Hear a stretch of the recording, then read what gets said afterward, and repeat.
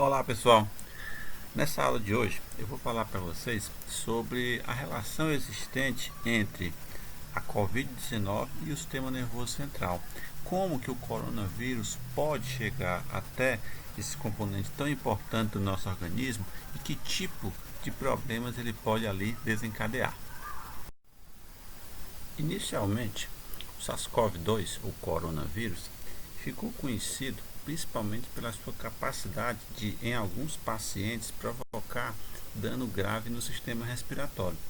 Com o passar dos meses, onde a doença passou a ser mais bem conhecida, observou-se que vários componentes do organismo ou vários sistemas poderiam ser afetados e dessa forma, a doença não mais foi vista como uma condição respiratória.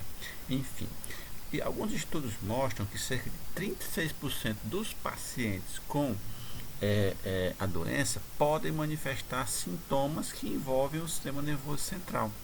Entre esses sintomas nós temos cefaleia, perda do olfato, que ocorre lá no começo das manifestações de sintomas, distúrbios de consciência, que podem inclusive ser graves, parestesias, encefalites virais, problemas relacionados à desmielinização de fibras neurais, síndromes convulsivas, entre outros. Sabe-se que esses sintomas eles podem ser mais graves naqueles pacientes que têm realmente um quadro mais intenso da Covid-19. Bem, mas seria alguma novidade pensar no envolvimento do sistema nervoso central na Covid-19 provocada pelo coronavírus? Na verdade, não. Olha só, até 2019 existiam 6 coronavírus que poderiam provocar doenças em seres humanos. Desses 6, 4 provocavam condições mais leves envolvendo o sistema respiratório principalmente. 2 ficaram mais famosos por provocar lesões graves ou doença grave, que seria o SARS e o MERS. O primeiro provocou uma boa quantidade de casos na China, no ano 2002, 2003, e o segundo, o MERS, provocou alguns casos na região do Oriente Médio. Tanto o SARS-CoV como o MERS-CoV, eles também eram capazes de provocar lesões com comprometimento decorrentes do comprometimento neural. Por exemplo, polineuropatias, cefalite, desmielização, edema cerebral, isquemia. O MERS, quadro convulsivo, graves alterações de comportamento, polineuropatia, síndrome de Guillain-Barré. E um ponto interessante é que, especificamente do MERS, algumas dessas complicações elas ocorriam não em conjunto com as manifestações respiratórias, mas algumas semanas após, ou seja, apareciam na forma de complicações tardias. Outro ponto importante que vale ressaltar é que alguns estudos já mostravam em animais, por exemplo, que coronavírus ou os coronavírus poderiam chegar até o cérebro. Também foi identificado material genético no líquido cefalorraquidiano de alguns pacientes, assim como estudos de microscopia eletrônica identificaram partículas virais ou componentes virais em tecido cerebral em pacientes que vieram a óbito por complicações da doença. Sem falar que várias outras doenças do sistema nervoso central são provocadas a partir de vírus que têm afinidade por esse componente do organismo. É importante agora a gente falar um pouco sobre como o coronavírus consegue chegar até o nosso sistema nervoso e, mais ainda, o que acontece, quais são as possíveis consequências dessa interação do vírus com as células neuronais, células da glia. Bem, agora eu vou falar um pouco sobre as principais formas no qual o coronavírus pode atingir o sistema nervoso. E, sem sombra de dúvida, a via neural é uma das mais importantes. O vírus ele consegue, através de fibras periféricas, principalmente do tipo sensitivas, realizar um movimento que nós chamamos de retrógrado. E esse movimento, por sua vez, ele permite que o vírus, a partir de um componente periférico, ele consiga atingir o sistema nervoso central. Uma forma bem interessante da gente exemplificar como que isso realmente pode ocorrer diz respeito a uma das principais formas de contágio do coronavírus, que é a partir da via respiratória. O que acontece? Na região da cavidade nasal existem fibras sensitivas que são responsáveis pelo olfato, e essas, por sua vez, elas podem facilitar a condução desde um componente mais periférico até o sistema nervoso central, como eu vou mostrar numa figura adiante. Vamos observar esse slide e tentar explicar um pouco melhor alguns dos pontos colocados anteriormente. Então, na figura A, eu tenho um esquema representativo de um trabalho bastante interessante, onde os autores inocularam, a partir do componente nasal dos roedores, um coronavírus. Observa-se na figurinha que rapidamente o vírus ele vai da região nasal até o encéfalo do animal. Na figura B, representa o passo seguinte: os autores sacrificaram os roedores e identificaram, a partir de uma metodologia própria, a presença do vírus no encéfalo dos roedores, aqui representado por essa coloração esverdeada. Ou seja, experimentalmente foi demonstrado que o vírus, coronavírus, ele pode sim atingir o sistema nervoso central de roedores. Fazendo uma analogia ao organismo humano, vamos para a figura C.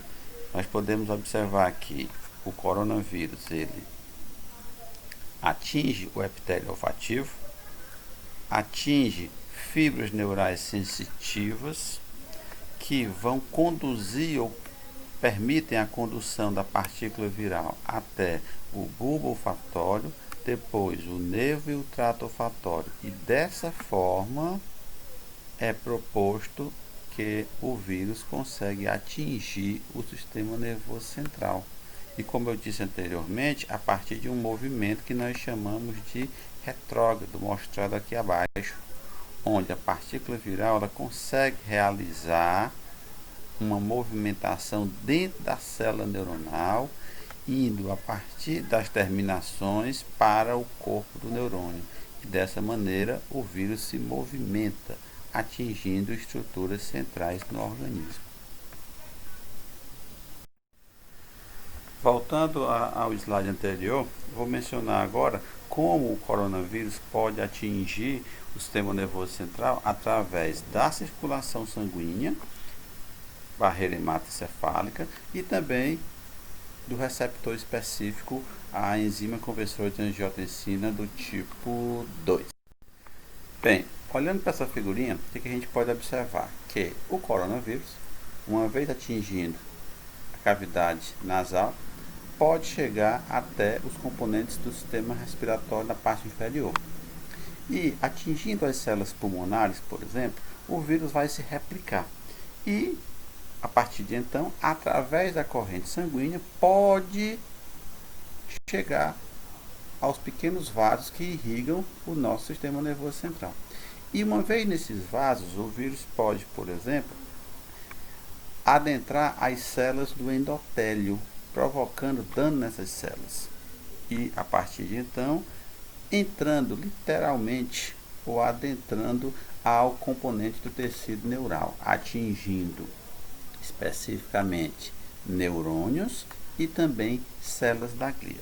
Vale ressaltar, fazendo a correlação com a presença do receptor específico, que a enzima conversora de angiotensina do tipo 2, ela existe nas células do endotélio, existe também nos neurônios e existe também nas células da glia. Esse é um ponto bastante interessante. Lembramos ainda que durante a fase inflamatória da Covid-19, o excesso de citocinas também favorece o dano à barreira hematoencefálica. Tá? Outra coisa interessante é que quando o coronavírus atinge o tecido neural, neurônios e células da glia, o que vai acontecer? Ele, ao ligar-se aos seus receptores, desencadeia uma série de fenômenos conhecidos como neuroinflamação.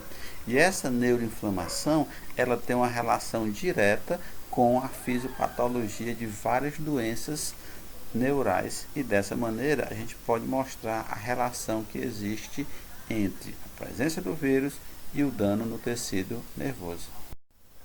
Aqui nessa figura nós também podemos observar, por exemplo, as partículas virais adentrando os pequenos vasos. Isso acontece, como eu disse anteriormente, a partir inicialmente da ligação com receptores nas membranas das células endoteliais. Em seguida, a presença do receptor enzimático nos neurônios, nas células da glia, também mostrando que dessa forma o vírus consegue atingir esse tipo de tecido.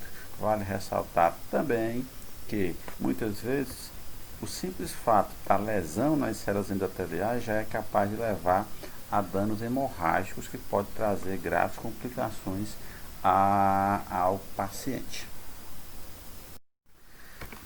E aqui nessa imagem, para finalizar, nós podemos observar um modelo animal, onde o roedor ele é infectado por um tipo de coronavírus que é utilizado a via respiratória, como podemos observar aqui na imagem, e como foi explicado anteriormente, a partir da via neural ou a partir da corrente sanguínea, o vírus pode chegar até o sistema nervoso central. Nessas imagens, através da detecção de bioluminescência, essas regiões em azuis elas servem para mostrar áreas afetadas pelo vírus. E aí podemos observar tanto na parte encefálica, como também componentes medulares do animal.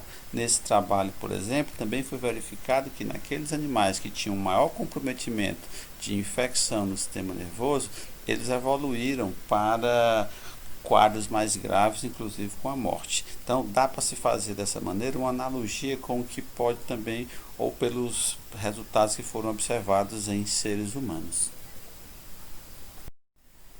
Então, finalizando, podemos resumir que o coronavírus pode sim atingir o sistema nervoso central, por exemplo, a partir de fibras neurais periféricas, por exemplo, a partir da corrente sanguínea, pode comprometer a integridade da barreira hematocefálica, pode se ligar a receptores nos neurônios e nas células da glia, pode desencadear um processo de neuroinflamação que, por sua vez, correlaciona-se com a fisiopatologia de várias doenças, tanto quadros agudos como também condições crônicas que ainda não se tem muitas informações a respeito. Espero ter ajudado.